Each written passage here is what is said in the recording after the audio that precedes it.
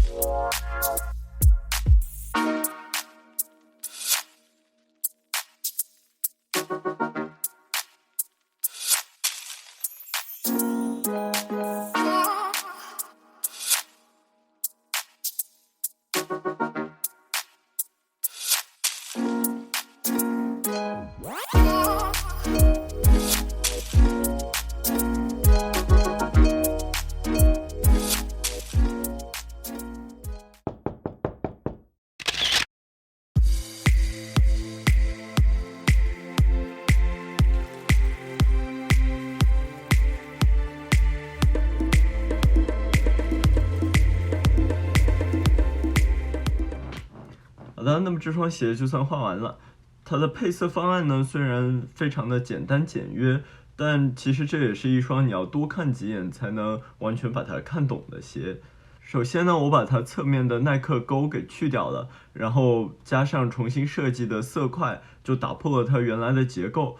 那么在街上看到它呢，你是需要多看它几眼才能看出它是一款什么样的鞋型。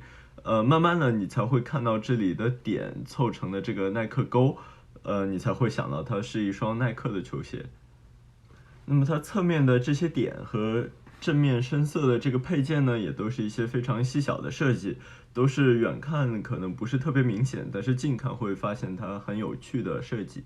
所以大家喜不喜欢这双看起来不是那么耐克的耐克呢？大家可以在评论里告诉我。那么这期视频到这里就结束了，我们下期再见，谢谢，拜拜。